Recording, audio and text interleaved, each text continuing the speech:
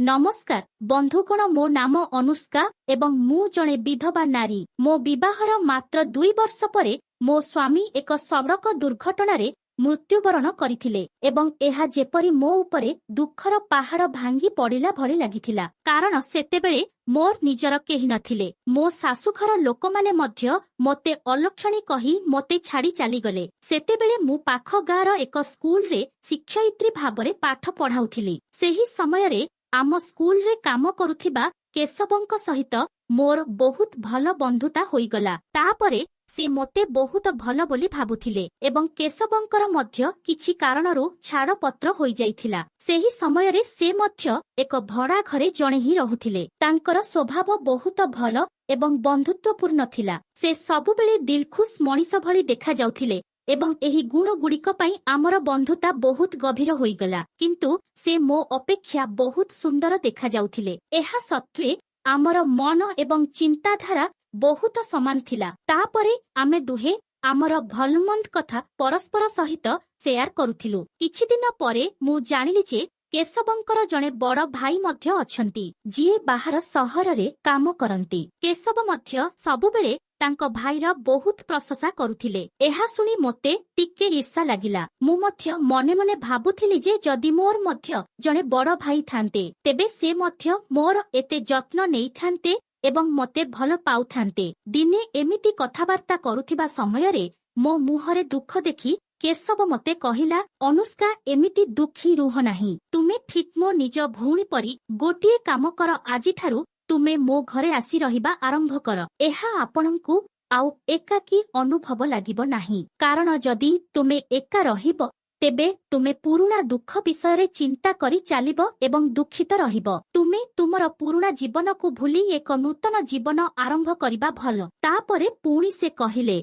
अनुष्का मु तुमको एते दुखित एवं हताश देखि पारु नाही। एही जीवन बहुत सुंदर एवं एहाकु खुशी रे बंचिबा उचित। कारण दुख समस्तंक जीवन रे आसे, किंतु सेमानंक द्वारा भांगी पड़िबा परिवर्ते आमे सेमानंकु सामना करिबा उचित एवं खुशी रे बंचिबा शिखिबा उचित। तापरे केशव मोते निज भौणी परी बुझाइले। तापरे मु मध्य समस्त जिनिस आनी तांको घरको जाई सेठारे रहिबा आरंभ कली। एबे आमे दुहे प्रकृत भाई भूणी परी रहिबा आरंभ कलु। केशवंक घर 2 कोठरी विशिष्ट थिला। सेइठु मु गोटे रूम रे रहिली एवं केशव गोटे रूम रे रहिले। आउ दुहे मिसी एकाठी रोसेई कलु, मजामस्ती करी खाइलु। तापरे आमे दुहे घरर समस्त काम एकाठी सारी स्कूल बाहरिलु। धीरे धीरे आम 2 जनक जीवन बहुत भलरे बीतिला। आउ आमे दुहे एकाठी मिसी घर को फेरुथिलु। आउ घर को आसीबा परे रास्तारू पनीपरिबा किणी आनुथिलु। संध्या समय रे मु पूरा स्पेशल चाहा तयारी करिबी। आउ आमे दुहे कथाबार्ता होई बहुत खुशी रे पीबू। एबे आम मध्यरे एक गभीर संपर्क गढ़ी उठिथिला। केशव अधिक मर्दन शैली रे जीवन यापन करुथिले। जेतेबेले तांको घरकु भाई आसुथिले से सबुबेले तांको पई किछि ना किछि किणी देउथिले। सेइठु केशव निजे मते कहिले जे तांको भाई तांकु गोटिए टीवी, फैन, बिछଣା, गदी एवं मिक्सर इत्यादि जरूरी रोसेई जिनिस गोटी गोटी करी देइछंती बोली मोते कहुथांती। आउ केशव मोते तांको पोशाक पिंधिबा पई जिद करुथिले। आम 2 जनक उच्चता एवं शरीरर आकार प्राय समान थिला, किंतु केशवंक पोशाक मो उपरे टिके टाइट थिला। कारण मु तांको अपेक्षा टिके मोटा थिली। सेथिपई जेतेबेले मु तांको पोशाक पिंधुथिली मोर सौंदर्य आहुरी बढ़ी जाउथिला। एहा देखि केशव हसी हसी कहुथिले जे बाहा अनुष्का तुमे बहुत सुंदर देखा जाउछ। तुमको देखि केवल युवक नुहे बरं वृद्ध माने मध्य तुमर प्रेम रे पड़ी जिबे। एहा कही से मोते कुंढेई पकांती। तापरे मु मध्य हसी हसी कहिबी, हे केशव तुमे जाहा कुह, तुमे मध्य प्रकृत रे बहुत सुंदर देखा जाउछ। आमे दुहे एबे परस्पर को भल भाबरे परिचित करि सारिथिलु। मु मध्य एबे खुशी रे रहुथिली। सेइठु छुट्टी दिन रे आमे पूरा दिन एकाखी बिताउथिलु। बेले बेले आमे दुहे बाहर को बुलिबाकू जाउथाउ एवं बेले बेले सिनेमा मध्य देखिबाकू जाउ। बेले बेले बुला बुली खाई सारी राती रे घर को फेरी आमे दुहे गोटिए बिछଣା रे सोई कथाबार्ता करू करू सोई पडुथिलु एवं केशव सोईबा समय रे मते जोर रे कुंढेई पकाउथिले। त केतेबेले से निदरे मते चुमा देई पकाउथिले आउ मते कुंढेई धरी मु तमकु बहुत भल पाए अनुष्का एमिति कहि से आखि मुजी बहुत खुशी थिले। तापरे एमिति कथा भाबी भाबी मु बहुत खुशी अनुभव करी सोई पड़ुथिली। तापरे सकाळु उठी सबु काम सारी आमे दुहे प्रस्तुत होई स्कूल गलु। तापरे बाटरे केशव कहिला जे तांको भाई आजी संध्यारे आसुछंती। सेतेबेळकु आमे मध्य घरे थिबु। सेइठु जेतेबेळे स्कूल 4टारे सरीगला मु केशव को डाकिबा पई स्टाफ रूम को गली। तापरे से मोते कहिले, हे अनुष्का मु एक एक्स्ट्रा क्लास नेबाकु चाहुछि, तुमे प्रथमे घर को जाओ, भाई आसीबा पूर्वरु मु पहुंची जिबी बोली कहिले। एथिरे मु ठिकुछि कहिली एवं तापरे मु एका घर को बाहरी गले। तापरे रास्तारे मु किछि मिठा इत्यादि किणी घर को पहुंचिली। घर को फेरिबा परे मु प्रथमे मोर स्कूल यूनिफॉर्म अर्थात साड़ी खोलीदेली। मु फ्रेश होई मोर डेली यूज ड्रेस पिंधिली जहा मते बहुत पसंद आसिला। तापरे घरे किछि सफा सुतुरा कली आउ बाहर पट मध्य सफा करी रोसई घर को गली। एमिति करू करू गोटे घंटा बीती गला। मु भाबिथिली जे केशव मध्य एबे आसी जिबे, तेणु मु चाहा पई क्षीर फुटेइबाकु रखिली। तापरे क्षीर फुटिबा परे मु चाहा तयारी करिबा आरंभ कली। ठीक सेतिकी बेले किए गोटे कबाट ठक ठक कला। तापरे मु भाबिली जे केशव हुएत आसीथिबे। एबे आमे दुहे एकाठी चाहा पीबु एहा भाबी मु कबाट खोलिबा पई गली। हठात केही जणे पछरु आसी मते जोररे धरी पकाइला। तापरे से मो दुई हाथ को जोररे धरी रखिला, जाहा फଳରେ मु भୟରେ चित्कार करी कहिली, मते बंचाओ बंचाओ बोली चित्कार करुथिली।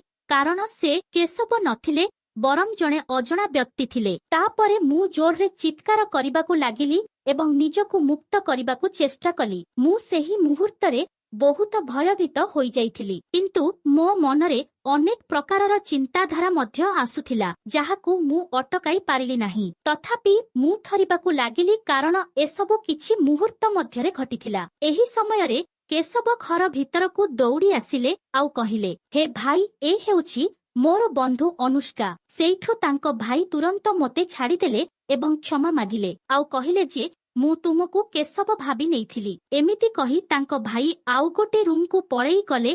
तापरे केशव कहिले, अनुष्का, ए मो भाई दया करी मते क्षमा कर, से तुमको चिन्हिबारे भूल करिसंती। सेइठु मु कहिली, हम केशव, छाड़, सबु भूल बसतः घटिछि। तापरे मु केशवंकु कहिली जे प्रथमे जाई तुमे फ्रेश होई जाओ, मु तुम पई चाहा तयारी करिछि। सेइठु केशव से फ्रेश हेबाकु गले, किंतु मु सेठारे सेमिति ही खिया होई रहिथिली। सेही मुहूर्तर मो मनरे बहुत आनंद अनुभव हेउथिला, कारण 2 वर्ष परे जणे अजणा व्यक्तिंक स्पर्श मो देहारे बाजिछि। मु बहुत खुशी थिली। मु एते खुशी थिली जे निजकु संभाली पारु नथिली। सेही कथा भाबी भाबी मु बहुत आगकु बढ़ी जाइथिली आउ मो मन खाली गिया खाइबा पई छटपट हेउथिला। एमिति भाबु भाबु केशव एवं तांको भाई सफारे आसी बसिले आउ मु तांकु चाहा मुढ़ी आनी देली। आमे समस्ते एकाठी बसी कथाबार्ता हेलो। केशवंको भाईंको ना हेउछि बिकी। मो आखि खाली बिकींको आड़कु जाउथिला आउ से मध्य मोते खुशीरे चाहुथिले, किंतु बिकी एपर्यंत विवाह मध्य करिनाहंती। एकथा सुनी मु बहुत खुशी होई गली आउ भाबिली जे मु जेमिति भी हेउ बिकींकु पटेई तांको ठारू मजा नेबा पई भाबिली। तांको बयस 31 वर्ष पाखापाखी हेबो। से देखिबाकू पूरा सुस्थ सबल लोकटिए। बिकी तांको छुट्टी पई एइठी गोटे मास रहिबा पई आसीथिले आउ बिकी घरे ही सबुबेले रहुथिले आउ आमे केशव आउ मु स्कूल को जाइथाउ। एमिति किछि दिन बीतीगला। मु बिकी को भल पाइबाकू लागिली आउ बिकी मध्य मोते प्रतिदिन लुचि लुचि देखुथिले आउ केशव नथिबा समयरे बिकी मो सहित आसी बहुत कथा हुअंती आउ मोते मो विषयरे पचारंती। मु मध्य तांको सहित बहुत कथा होइथाए। एमिति आमे दुहे परस्पर को बहुत भल पाइबाकू लागिलु। मु बिकिंग को मो गलु मारिबा पई कहिबा पई चाहुथिली, किंतु भय लागुथिला। बहुत चेष्टा सत्वे मध्य मु भयरे किछि कहु नथिली। गोटे दिन केशव तांकर ट्रेनिंग पई बाहर को जाइथिले आउ घरे आमे दुहे बिकी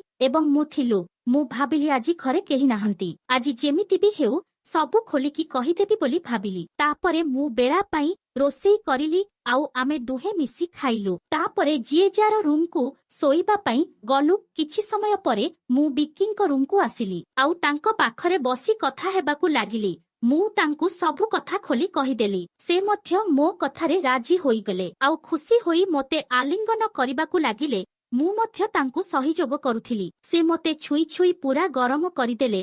ତାପରେ ସେ ମୋତେ 3 ଘଣ୍ଟା ପର୍ଯ୍ୟନ୍ତ ନିର୍ଧୁମ ମଜା ଦେଇ ମୋ 2 ବର୍ଷର ଗଲୁକୁ ମାରିଦେଲେ। ମୁଁ ପୁରା ଶାନ୍ତି ଅନୁଭବ କରିବାକୁ ଲାଗିଲି। ତ ସାଙ୍ଗମାନେ ମୋ ସହିତ ମିଶିବାକୁ ଚାହୁଁଛନ୍ତି କି? ତେବେ ଗୋଟେ ଭଲ କମେଣ୍ଟ କରନ୍ତୁ। ଯାହାର କମେଣ୍ଟ ମୋତେ ଭଲ ଲାଗିବ ମୁଁ ତାକୁ ମୋ ନମ୍ବର ଦେବି।